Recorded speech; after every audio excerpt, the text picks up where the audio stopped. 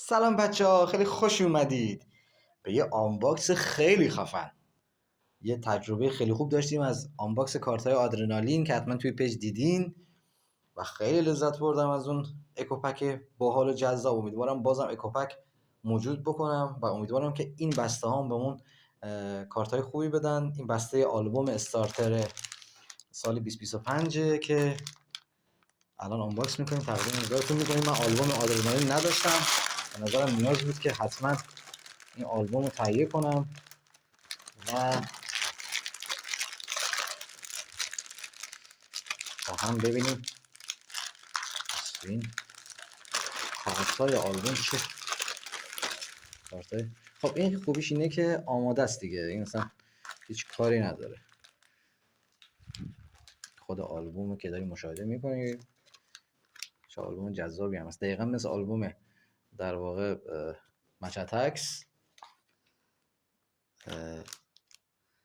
که این تقریبا فکر کنم اینجاست. من میتونم بهتون نشون بدم این کارت، این آلبوم مچتکس هنوز کامل نشده، بعد کم کم میاریم و خدمتتون تقدیم میکنیم. خب ببینیم چی تو این. یه مجله خوشگل داره و یک دو سه تا داشت.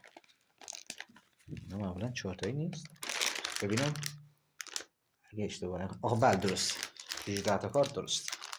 اینا میذاریم هم بغل بمونه، جذابه. خب لیمیتد ادیشن های خب یه چیزی دیدم که به نظرم خیلی جذاب بود توی کارت های لیمیتد ادیشن. این لیمیتد ادیشن اینجا فکر کنم بشه دید. خب بریم برای آلبوم. آلبوم باز کنیم. مثلا آلبوم چی داره؟ خب انواع کارتاست. چقدر این یکی جذابه چون رونالدو داره، برای من خیلی جذابه. خب یه سری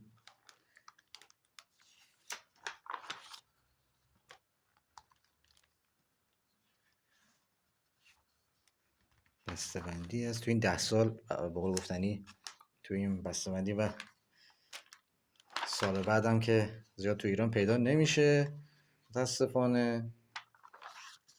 و این قاب جذاب که امیدوارم بالاخره یه دونه از این کارتا ما به دست بیاریم. واقعا گلدن بارر خیلی برام جذابه. من گلدن مچتکس رو دارم، البته آنباکس نکرده بودم، همونجوری باز کردم یه روزی و در واقع یه کارت گلدن، البته اونم خواهرم باز کرده بود اون بسته رو.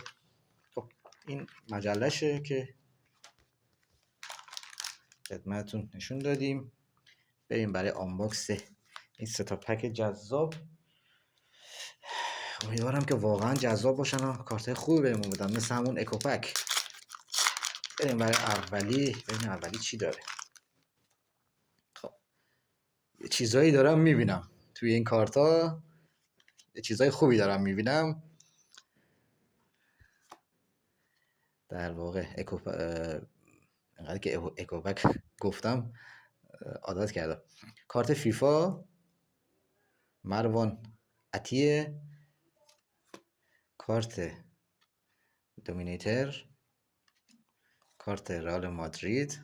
خب نه مثل اون نبود که کارت رئال مادرید بعدش در واقع یه کارت گلدن یا کارت خوب بده، این دسته فرق میکرد. خب بریم برای بعدی. امیدوارم یکی دیگه. خب گلدن در اومد. اینو میتونم بگم که گلدن در اومد. خیلی خوشحالم واقعا. اصلا شما نمیدونید من وقتی کارت گلدن رو میبینم چقدر لذت میبرم. واقعا عالیه. خب پس من این کارت رو میارم رو. خب کارت تایتان، کارت کاپیتان توماس مولر. و ببینیم کیه. بله اولین ارلینگ هالند. ارلینگ هالند، وای خدا چقدر اینا خوشگله. ارلینگ هالند گلدن. خب بذار من یه دونه از اینا لازم شد که اینجا بذاریم و این کارت اینجا باشه. فکر کنم باید یه ذره بیارم جلوتر. البته قشنگ دیده بشه. خب عالی بود، خیلی خوشحالم. ببینیم به بسته آخر چی بهمون میده. واقعا جذاب بود. خب این دوتا فکر نمی کنم دیگه تو این بسته گلدنی باشه. کارت گاوی فلود، کارت دومینیتر بلاخوویچ فنس فیوریت از اندر بوتکا و اینم که در واقع عظیم. خب بریم برای کارتای در واقع لیمیتد ادیشن. اولین کارت ناتان آکه، این اولین کارت. دومین کارت تیبو کورتوا و سومین کارت به نظرتون کیه؟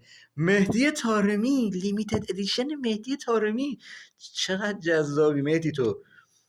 واقعا خوشحالم که ایران یه نماینده داره توی در واقع اروپا که اینقدر جذابه که براش کارت لیمیتد ادیشن و کارتای تو مشهد تکس هم فکر کنم کارت داره مهدی، ولی تو آدرنالین که 2-3 جا کارت داره. و بالاخره خوشحالم، واقعا خوشحالم که یه دونه گلدن بالر ارلینگ هالند دونم. ولی بچه ها من اون کارت در واقع سال قبلشون خیلی بیشتر، گلدنش خیلی به نظرم خوشگل بود، مخصوصا اون آرم شیری که داره. نمیدونم شاید توی یه مدل دیگه از آدرنالین اون گلدن موجوده، دقیق نمیدونم. خب امیدوارم که لذت برده باشین. خوشبختانه خب مچ تکس ببین کارت گلدن یه مقدار اسم میکنم سخت‌تر انگار در میاد، یا شانس من یه خورده خوب نبوده، ولی توی آدرنالین به نظرم کارت خوبی تونستم آنباکس کنم. پس اینجور که معلومه باید آدرنالین رو بیشتر بگیرم و مچ تکس هم بسته کاملش رو بگیرم که مطمئن باشم حتما توش یه پک 24 تایی بگیرم که مطمئن باشم حتما در واقع دیگه گلدن و بلک و اینا در میاد، چون یه دونه پک هیرو داره که قطعا همه این کارتا روش هست. امیدوارم که از دیدن این ویدیو لذت برده باشین. مرسی، دوستتون دارم و خداحافظ.